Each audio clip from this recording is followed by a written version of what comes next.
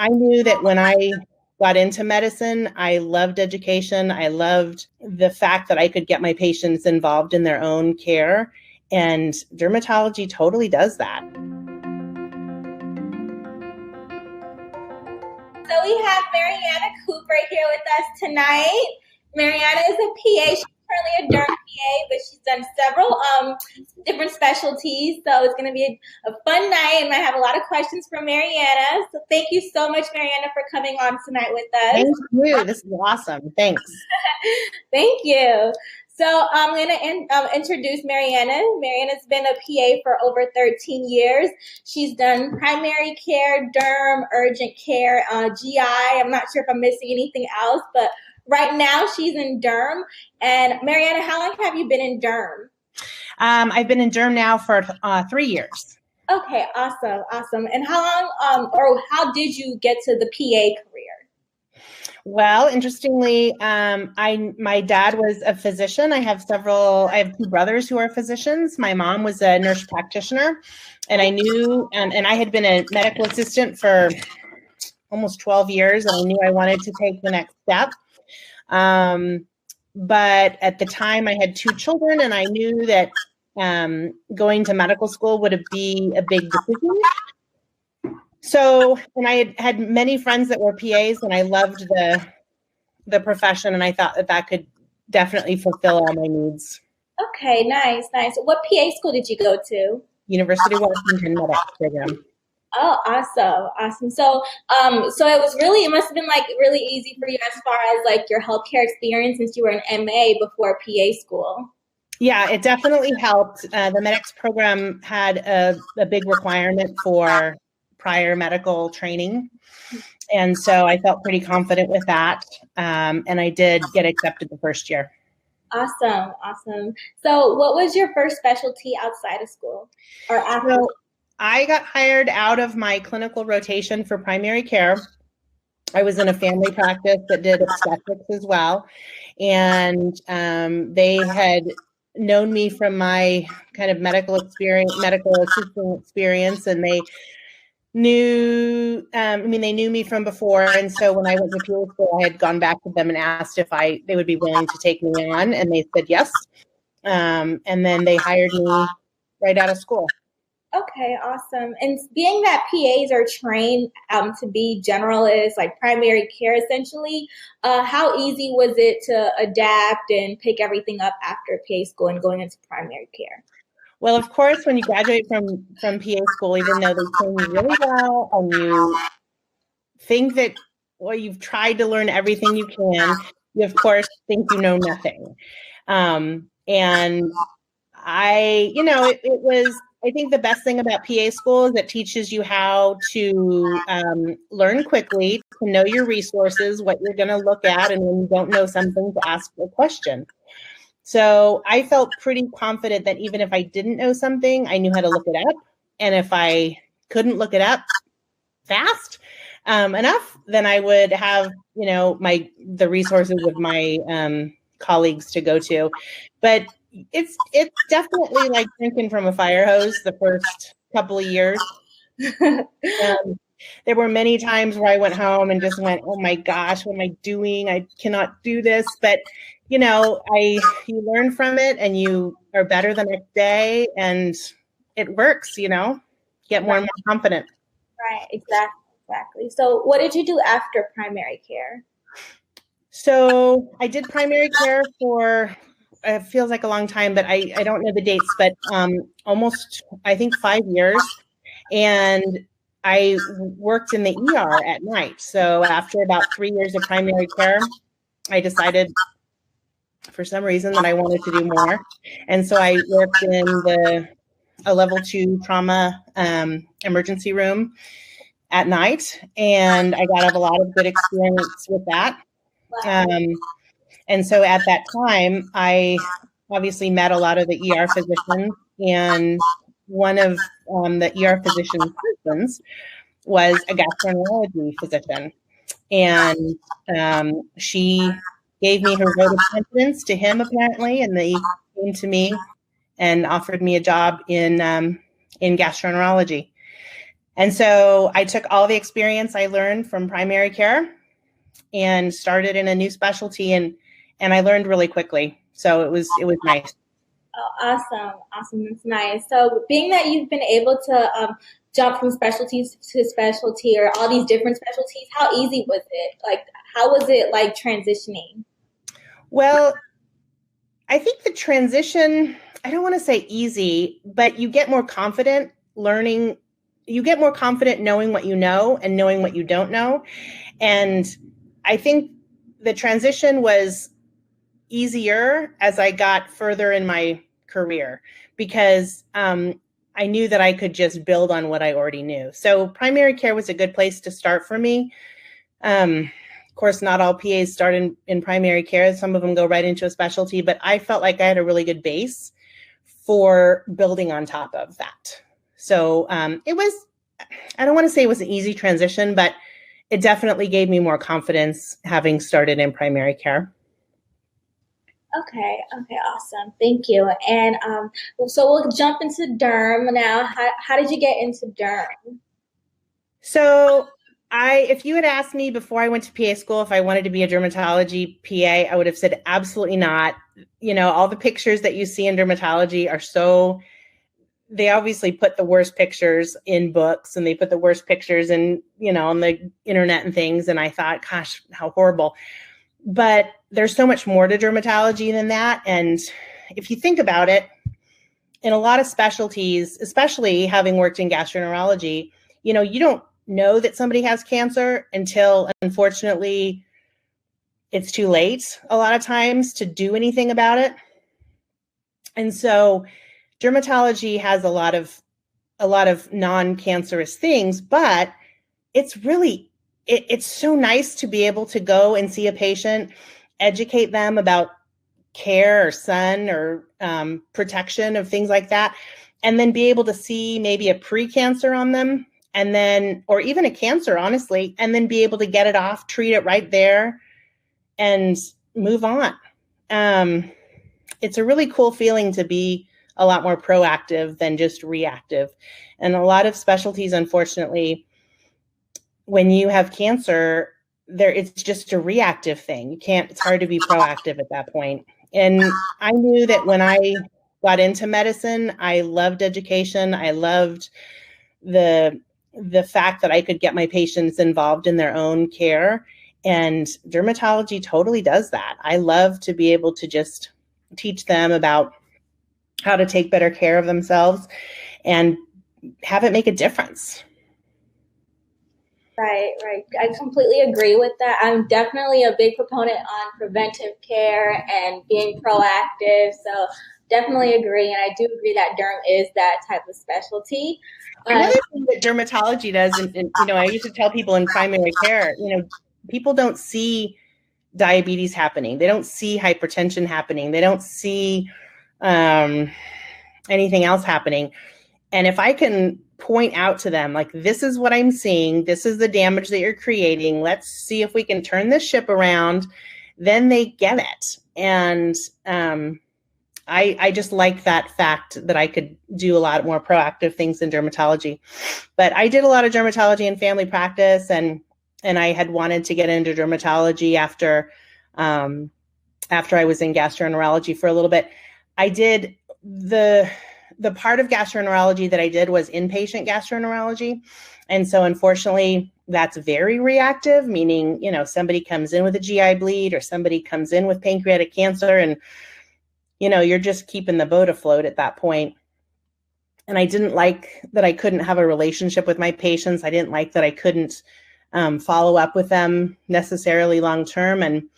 And so I really like that aspect of dermatology, just to have a little bit more of a relationship and follow up with my patients. So when I got back into dermatology, or when I got into dermatology, I was able to really, you know, settle into where I was. And then I did finish my fellowship through the Society of Dermatology PAs. That took me a couple years, but I'm happy I did that. That's great. Congratulations. Can you tell us about that? Like doing a fellowship in dermatology, the process, in case anybody wants to know or is interested? Yeah. So it's through the Society of Dermatology PAs, which is one of the specialty groups for physician assistants. And when I looked into it, it was just this ominous proposition. There was 22 modules. You had to take tests after every module. You had to do a certain amount of CMEs and a certain amount of work. And it was a lot of book work and a lot of, learning. And, but I wanted to be the best I could be at what I did. And so I thought that I owed it to my patients and I owed it to my current and prospective colleagues that if I could get that certification, that would be really useful. And I couldn't recommend it enough. It is awesome that all the stuff that they teach you, from the very basic stuff to the stuff that you think you'll never see. But it's helped me tremendously in my career. Okay, nice. What program did you? Well, was it like a certain institution in Washington that you did it through, or? No, it's through the Society of Dermatology PA. So it's a specialty group. Okay. And so it's for PAs in the field of dermatology. And then, I mean, you can belong to the group if you want, but if it's a special certification that you have to achieve, having been in the specialty for a little bit. And it just gives, it's a certain standardized criteria for which you learn certain things. So you can then say that you have that diplomate fellowship.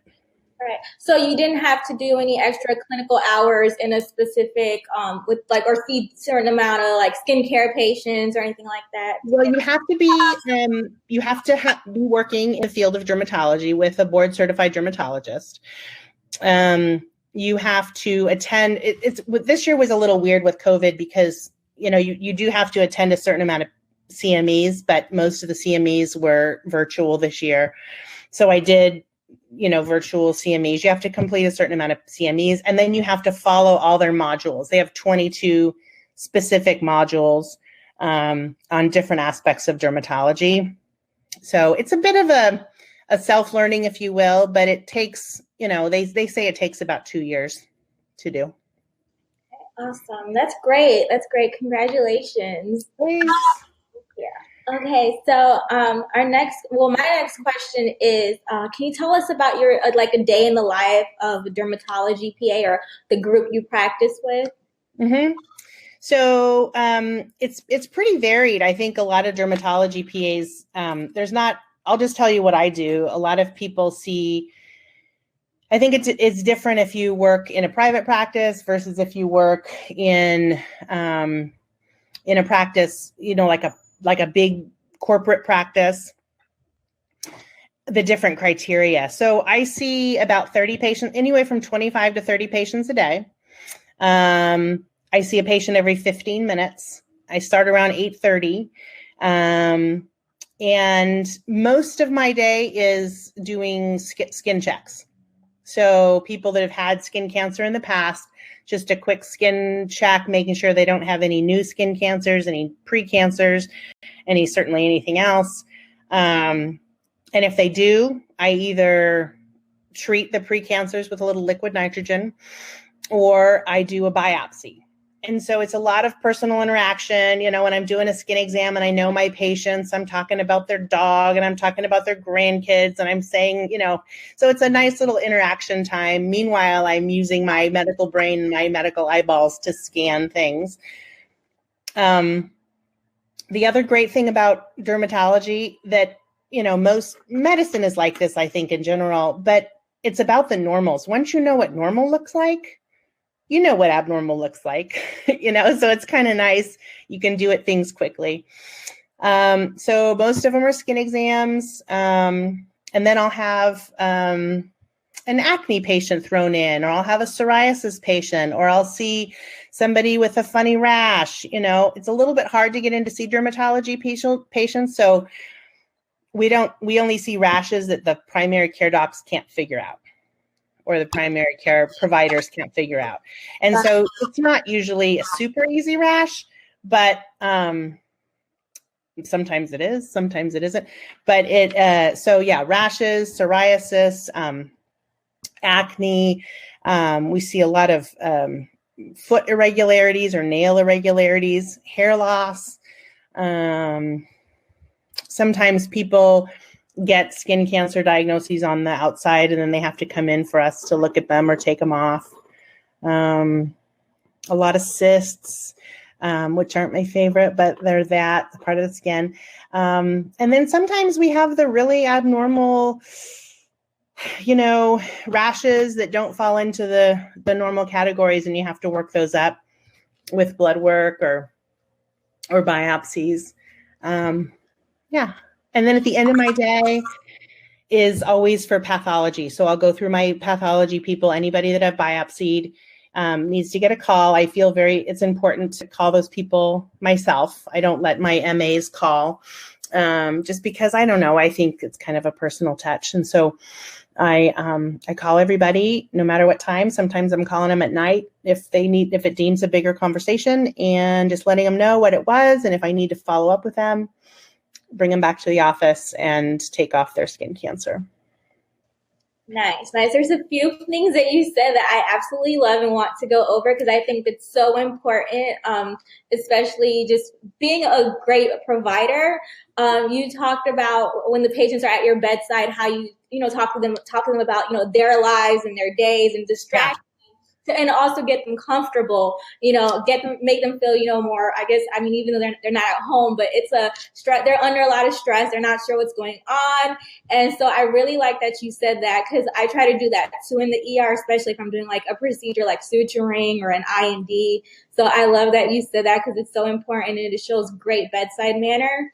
And then the fact that you call your patients at the end of the day, you don't have the MA or the nurse. Anybody else do it, because talking about pathology and explaining to them the result, like that's a very intimate and personal conversation. Mm-hmm. That you're explaining that to them, and I think it brings also reassurance and comfort to them to know that. Yeah. So I really love that that's a great provider trait. I remember my dad did that. My dad was a physician before the time of cell phones. So he would sit in his chair and call his patients and make sure everything was okay. If they had a procedure that day, or if he was a pediatrician. So if they had a worried parent, it just made such a difference, and it doesn't take that long, really. Sometimes I'm on the phone for less than 2 minutes, but most of them are very appreciative of the phone call by me. And and I take patient education super seriously, even when I did work in a more of an acute situation where, I'm telling somebody that, about a pancreatic cancer or about a GI bleed. If you speak English to the patient, meaning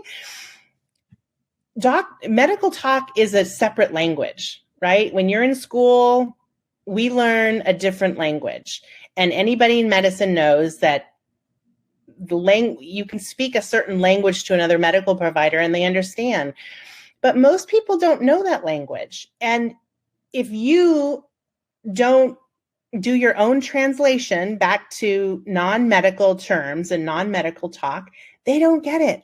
And most people shake their head and they think they want you to think that they got it, but they don't understand. And they're already dealing with a serious issue. They're already dealing with either it's a complication or something they don't understand. So one of the things I just pride myself on is I really like the patient to totally get it. And they get it most times. And, I think the best part of my career as a PA has been when somebody in the hospital or not in the hospital says, I've never had somebody explain that to me before, or I've never had somebody take the time to tell me that. And they totally appreciate it. And it makes such a huge difference. I feel like I did something that no other physician has ever done before, which is just give them the time to have them understand and let them ask those questions. So anyway, that's what I like about being a PA. Definitely. And they'll be a lot more compliant too. Absolutely. Oh my gosh. If you take even just a little bit of time to explain why we're doing this, like who cares? Why are we doing this? It'll make a world of difference to them. Definitely. I completely agree. So, being that you do a lot of skin exams, is it mainly like older patients, like as far as your patient population, are they older and you do a lot of skin cancer or have like surgery days? Yeah, so it's a lot of older people. Unfortunately, the way that there's a lot of people, younger people who tan still, go in the tanning beds. We're seeing a lot more melanoma. We're seeing a lot more, of course, the prevention part is I'm catching a lot of moles that haven't turned into melanoma yet. And so that's important. But, encouraging people starting at the age of 25 to come in for a routine skin exam every year, because I can scan their whole, most of their body within 7 minutes and tell them if anything's wrong. We use dermoscopy now, which is the handheld, scopes that we use. It's kind of like a dermatologist stethoscope, meaning I have a handheld scope in my hand that I can see things in 10 power under my scope. And I can, if I think it looks abnormal with my eyeballs, I can look at with that scope and say, oh, nope, that's fine. Or, oh yeah, I don't want to, let's take that off. But even the biopsies now are super efficient, and I can biopsy a mole that I don't think looks right within a couple of minutes. So it's an efficient process. Okay, nice. And can you tell us about the Mohs surgery? So I don't do Mohs. PAs generally don't do Mohs, but the dermatologists do. PAs can close for Mohs surgeons, which is a whole kind of little sub-specialty thing you can learn. I don't do that, however. But the Mohs was named after Dr. Mohs, who is a dermatologist, and he developed a way to take as little amount of tissue for the best amount of surgical excision, I guess is the easiest way to say that. So it's taking just the amount of skin that gets you a clear margin around that abnormal lesion. So now people practice Mohs, which is a way to get a good removal of that skin cancer. And sometimes they leave it, depending on the physician, sometimes you can leave it open to close with secondary intention, or you can close those with sutures. But the physician in my office does do most procedures, but I don't help with them. Okay, all right. So on surgery days, do you usually help close the Mohs on surgeries? Or? I don't. So when I do a surgery, I do full excision. So I do an elliptical excision around. Okay. And generally that's for basal cells, squamous cells, or melanoma. If it's a big melanoma, I send those to the general surgeons. Yeah, so I do that. But if it's a bigger lesion of a squamous cell or a basal cell, then I'll send those to our dermatologist, and he'll do a Mohs for that. But no, I'm again, as part of my training, I had a lot of surgical training in my PA school, and when I got out of school, I did a lot of my own. I just started doing excisions, and I got really good at them.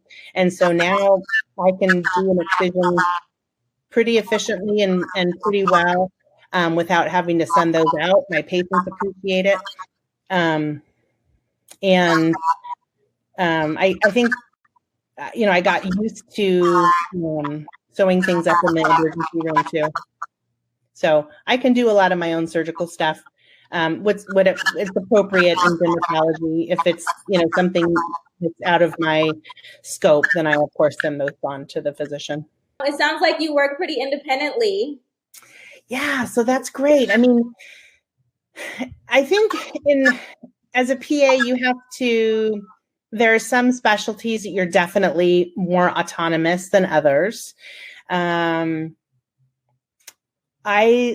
I love dermatology because I can be autonomous. You can be pretty autonomous in family practice too. And even in emergency medicine, you can do things, but there's definitely more specialties that you're more autonomous. And for me, dermatology is definitely a good amount of autonomous for me. So I see, there's the good news and bad news with that. There's good news, meaning you're in charge, like all stuff stops with you, right? So if you're in charge of getting their pathology, you're in charge of following up, you're the one they call when there's a problem. So there's good stuff with being autonomous, but the bad stuff is, all the same things. You're definitely the one in charge of their happiness and their care. But I like that, I like that people call me and if they have a problem. So I do like the autonomy. So yeah, I do the whole day without seeing my physician. I have 2 medical assistants that work with me, and they're dedicated to me. So if I have questions, they take care of any problems with the patients. And then I schedule all my own surgeries. I usually have an hour at the end of the day, twice a week, to do all my surgeries. But the nice thing is in dermatology, there's a lot of quick procedures that you can do. So I'm really doing procedures most of the day, whether it's a biopsy or a cautery procedure. Yeah, so it's kind of nice. Dermatology is a good fit for me because I can do a lot of procedures and be quite autonomous. Wow, that's amazing. That's really great. And I'm glad you're noting how much independence you have, because they see now that the PA career is just, it's full of autonomy. As long as you have that experience and you're comfortable, you can really do like any specialty and work, you can have the doctor around, but you're working by yourself. You're doing what you have. So in gastroenterology, I was working with 7 physicians, and every week one would be on call, and then I would be the PA that did, I would do all the consultations, I would round on the patients, I would set up the procedures, but I wasn't doing a lot of the procedure.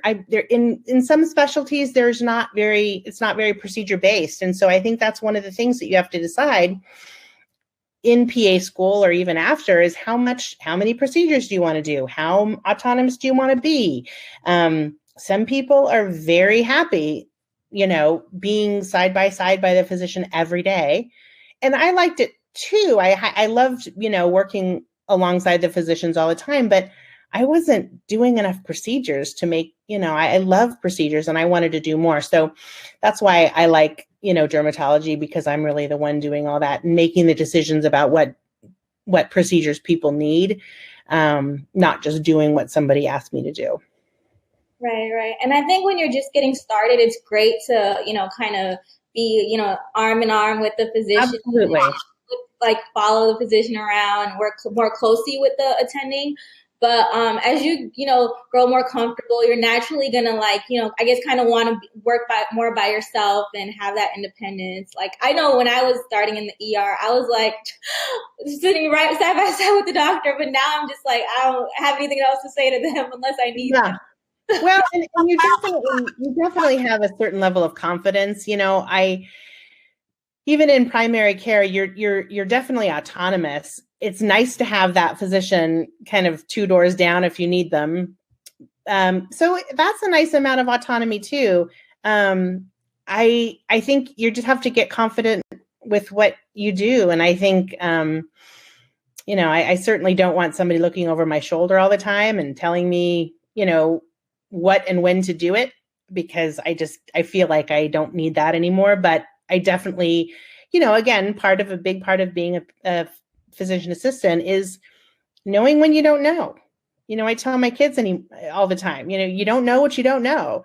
And if you feel if you feel you don't know something, you go ask. And there's nothing wrong with that. In fact, I have, having worked in so many specialties, I know a lot of physician colleagues that would come to me with anything because they know that I'm not gonna, tell it to them straight. If I say I don't know, they feel confident with that. And if if I say, yeah, I'll do that, then they know it's going to be done well.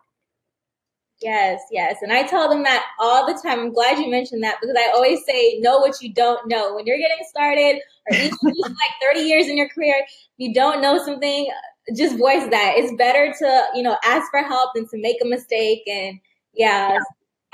That's so important. Know what you don't know. Know what you don't know. There's some things you can put limits on that, but honestly, don't wing it if you don't know, because exactly. you can get yourself into trouble. And then if you know it, then you're good. People feel confident in you, and you feel confident in yourself. That's the other thing. Exactly. So we're gonna move on to case studies, but before we do so, there's a few questions. So I just want to have a chance to answer some questions, and of course, if we have time at the end, we'll also answer more questions. So Okay. Juliana asked, "Do you ever deal with wound healing?" All the time. Wound healing is a huge part of, and I don't know if she has any specifics about that, but wound healing is a huge part of the skin, obviously. And then in different people, if with vascular issues, if they're smokers, if they have, depending on where in the body you're dealing with, sometimes and my patients, I feel like a broken record, but in my MAs always call and roll their eyes when I tell people, but anything below the knee is like off the chart. You can't predict how anything below the knee is going to heal, because just even if somebody doesn't have any vascular changes or isn't a smoker, it just takes a really long time. So that comes into the patient education part of it. Sometimes we deal with, we really send the ones with bad wound healing, or people that aren't healing. There's wound clinics that specialize in that.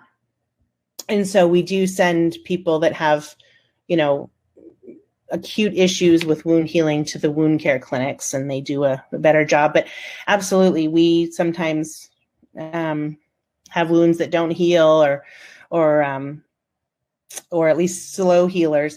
But I'm telling you, if you can manage a patient's expectations before a procedure or right after the procedure, you will save yourself a world of time and a world of phone calls if they know what to expect with wound healing. So that's important. Awesome. Okay, so we have an important question I want to ask. By Emily asked it, but I think it's great for you to answer, being that you've been a PA for over 10 years, so I'm sure you've probably even experienced this. Emily wants to know, have you ever dealt with or haven't had a great relationship with your attending physician? And can you speak on the importance of the doctor-PA relationship? Oh, it's so important. Oh my gosh. I don't even know. That's like such a loaded question. I have had a prior physician actually in gastroenterology that, and still to this day, we could be like besties, even though he was much older than I was. And I was, I don't know. We got along so well. I felt like I could say anything to him. I felt like I could get mad at him if I was frustrated. I just felt like the communication was really, really good. And vice versa. If I didn't do something well, or if he needed me to do something differently, he'd be like, "Hey, Mariana, like that could have been done differently." And so I think that communication is huge. I mean, that's an understatement. Communication is huge between the physician and the PA. It's a little bit different. It depends where you work. If you're in a big corporate situation, or if you work, and I think it depends on the specialty too. I know I'm totally muddying the waters because that's a loaded question, but it depends on the specialty. If you work closely with your physician, the communication matters more. If you work in a corporate situation where your attending physician doesn't really have to work with you closely, I don't think the relationship matters too much. You just need to go and be able to ask them a medical question and get a medically relevant answer. You don't have to be friends with that person. You know what I mean? and then people who, if you're in a private family practice, that relationship better be really darn good, because you're going to have to be going to them and being in meetings and contract negotiation. That has to be pretty close. So I think it just depends what specialty you're in, private versus corporate, what kind of business you're in. I guess that goes with the same thing. And then, yeah, how close you're working with the attending. I don't know. Do you have anything to add to that? I think it's so different in different practices.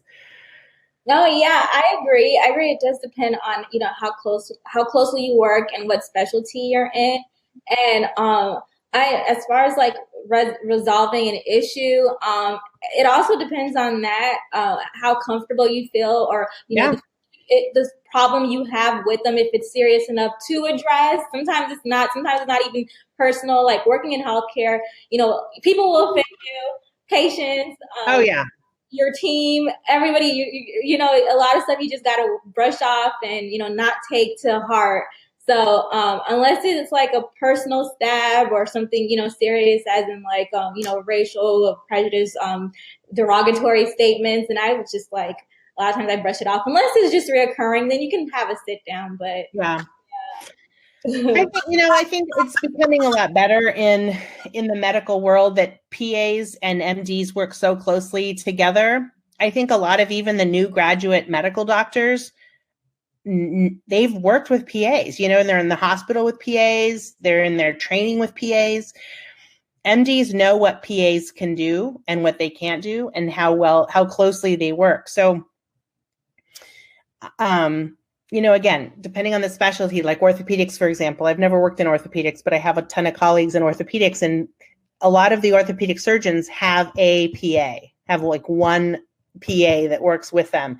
And so that relationship has to be really close and it has to be good. In some specialties, you don't really see your attending and you just have to ask them once in a while. I know that totally did not answer the question. But I hope we were able to answer your question. So we're going to get started with the case studies.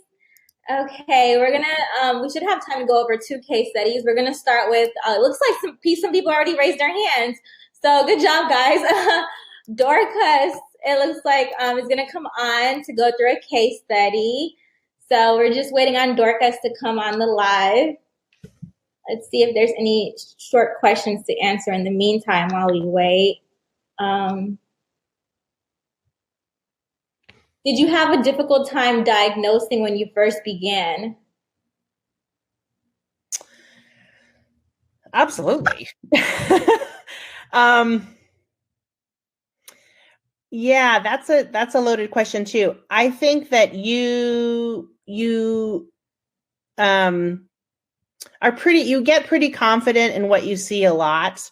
There's always weird caveats that happen, but pretty soon you get confident in knowing what you can do, and you see things that, you see things over and over again. So your confidence level starts to build.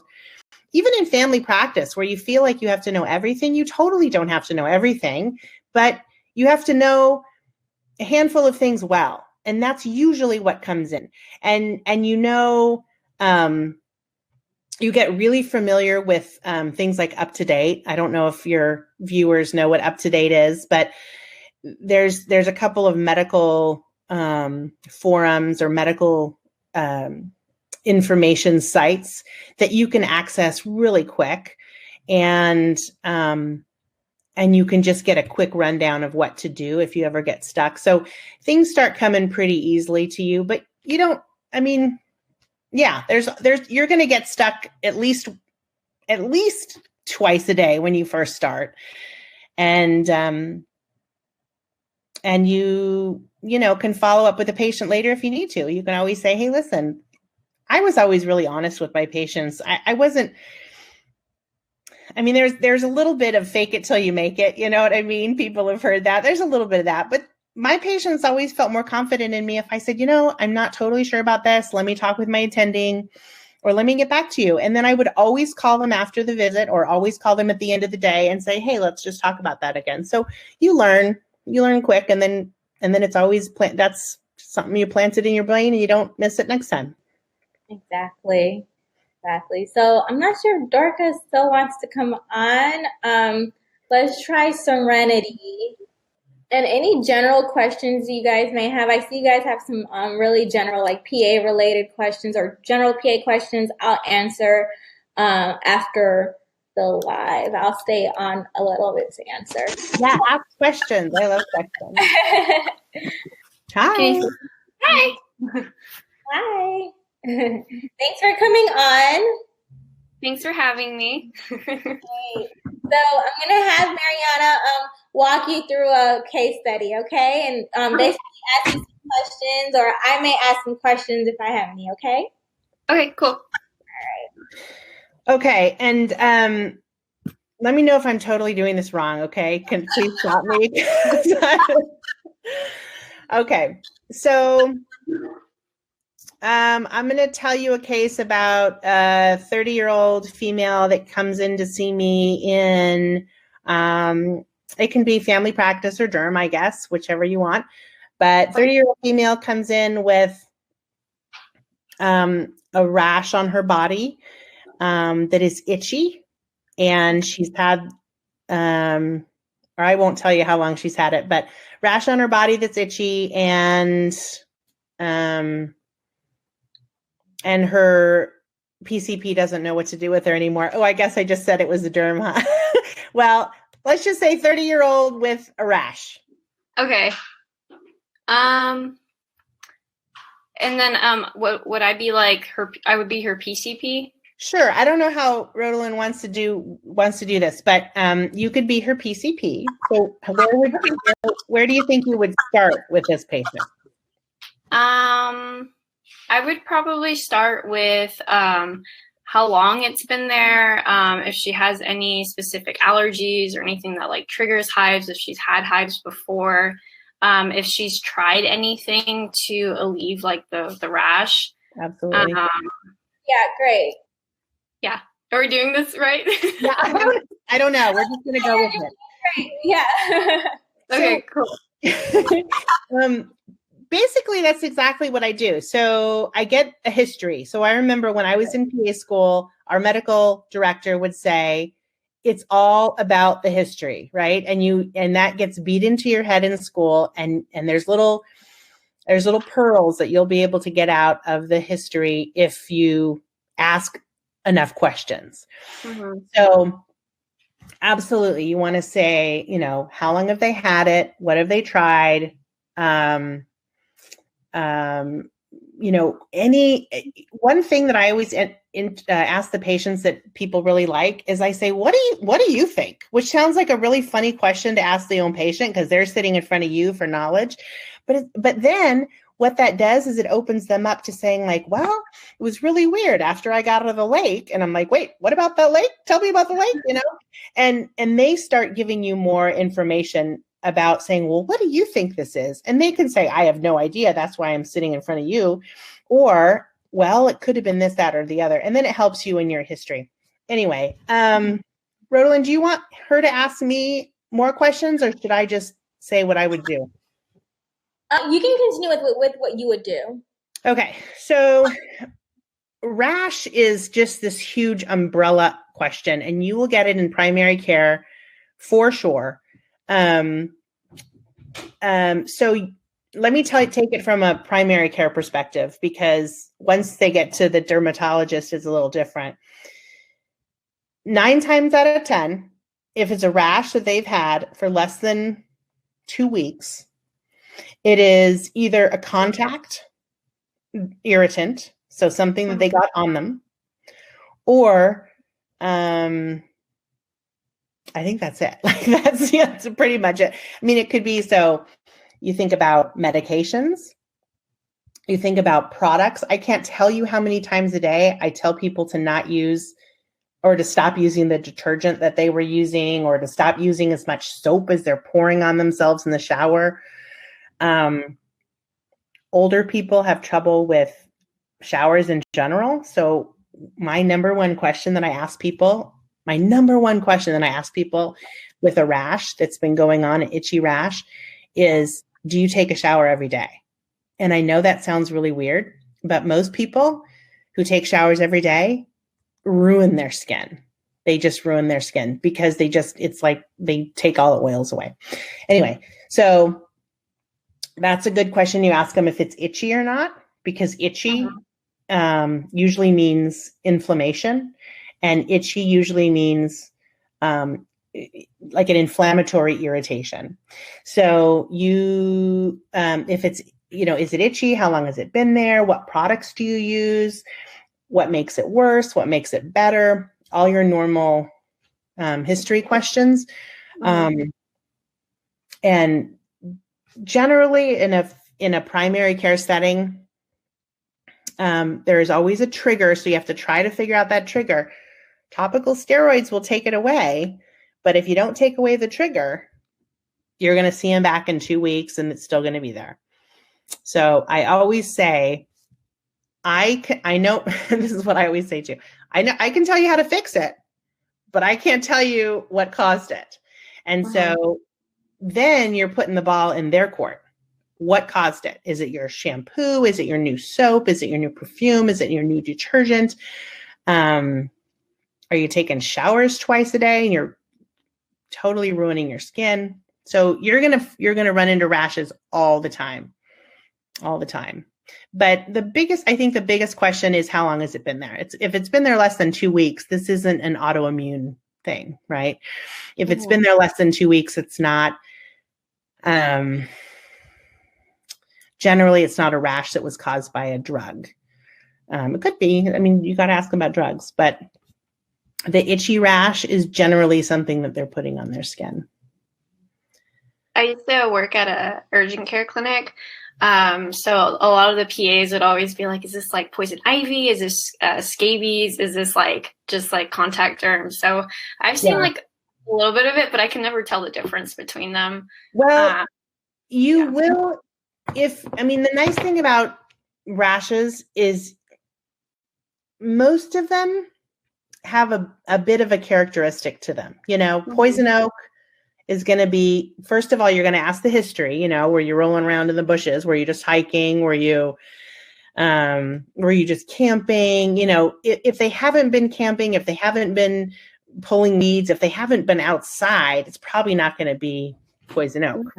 Right. You know what I mean? So, but those rashes, you'll start learning what rashes look appropriate and which don't. Scabies generally looks the same on everybody. Poison oak generally looks the same on everybody. Shingles generally looks the same on everybody. So the nice thing is you see a couple of cases of that and you will be able to call a scabies or a shingles case every single time. You'll be like the shingles expert. And I'm sure in urgent care, you've seen shingles before. You wouldn't miss another shingles. Oh, yeah. Yeah, I've seen that. I accidentally touched it, so that was good. Yeah, well. Yeah. What year are you, what do you do right now? I'm taking my second gap year. So I applied this cycle, but I didn't get in, so I'm reapplying. But right now I work as a medical assistant at a dermatology clinic, and they specialize in Mohs surgery. So I assist with Mohs. All right. What do you want to go into? Is that too soon to ask? Yeah, I don't know. I thought I wanted to do pediatrics, but just because I've been working a lot with geriatric patients right now, just because they're the ones that are very that's just kind of the patient demographic that I work with right now. I kind of really like it. So maybe geriatric or some sort of primary care. Well, you get a lot of geriatrics in dermatology. Well, that's really cool. Any more questions about rashes? I guess rashes are such a can of worms, but you see a rash and a lot of times you look at it and you just, like I said at the beginning, you know what normal is and you know what abnormal is. So it's a rash, But if, is it on a dermatome? Is it blistery? There's only some certain types of blistery rashes. Is it itchy? There's not, a lot of the drug rashes aren't itchy. Psoriasis, not itchy. Psoriasis and atopic dermatitis, those look very similar, but one's itchy, one's not. So you just will learn to build your own toolbox over time. And that's the really nice thing about medicine is your toolbox keeps getting bigger and bigger and bigger of knowledge. Yeah. So just like you said, the case, the presentation is, when you see the patient, you're going to ask all those exact questions that you were talking about. You want to get how long the rash has been there. You want to get where the rash is. A little pearl of dermatology is, if it is a contact rash, it's usually not in the armpits, right? So I always ask, can I see your armpits? And I always joke, like, you'll never hear that question again. But drug rashes, absolutely. If it's something they're putting in their mouth, it's a systemic rash, and you're going to have that rash all over. You're going to have it in the gluteal folds. You're going to have it in the armpits. It's suddenly not a contact, it's not from the contact. You can kind of rule that out. So anyway, little pearls. Yeah. But you're exactly right. You want to just get most of the information from the history. Awesome. Cool. Great job, Karina. Do you have any other questions for Mariana? No, I don't have any questions. Awesome. Thank you for having me. Feel free, and I guess this goes for anybody. Feel free to contact me if you have any specific questions. I am totally fine with answering specific stuff or helping out with whatever I can. Thank you so much. How can we reach you? How can they reach me? Yes. So I think the easiest way is, so you gave my Instagram account. They can message me with any questions.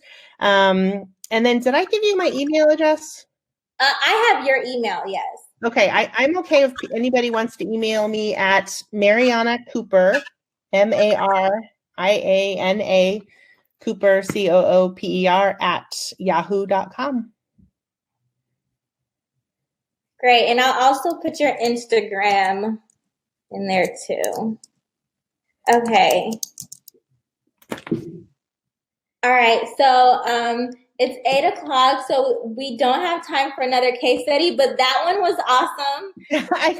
I'm so sorry. I didn't know what to talk about. No, it was great. But before we go, I actually wanted you to really quick touch on or give your opinion on steroids. Because I know it's prescribed a lot in derm, as far as like topical steroids and systemic. So I want to know your take on steroids. Okay, my nutshell on steroids. Steroids are awesome. Okay, steroids are awesome. However, they are meant to put out fires, right? So I tell people all the time, there are things that are fire prevention and there are things that are fire extinguishers. And I describe the steroids as a fire extinguisher, meaning you shouldn't have to use the fire extinguisher all the time. And people get that analogy. One of the things that's so awesome in medicine is I use analogies all the time. We talk about talking to the patient and having them understand. You got to talk about things they understand. Anyway, so steroids are awesome. When you have a flare, a rash, something horribly itchy, something horribly inflamed, a steroid will put the fire out. I think a lot of people get used to using the steroids because they think it's just an all-over cream they can put on all the time, and it's absolutely not. Steroids cause atrophy of the skin. They cause permanent scarring sometimes. They cause striations if used too long. And that's if they're really abused. I have seen those a handful of times on people that come to me and they've been using their topical steroids for a year, every day for a year. So sometimes it's bad, but if there are definitely cases that we use steroids for 2 months, 3 months, 4 months sometimes. The pharmacist will always scare your patient out of using a topical steroid for as long as I have told them. And so I do use topical steroids for longer than 2 weeks. I tell them the pharmacist, but again, patient education. I tell them the pharmacist will tell you not to use this. smile and nod, and then do what I said. And that gets them out of like, what? Mariana didn't tell me. Da, da, da. So then it pits the pharmacist against me. I always say, look, the pharmacist is going to tell you something different. That's okay. They're trained to do that, but then do what I said. So steroids are awesome. I tell people how to use them. I tell people how not to use them, and they love them. So steroids are okay.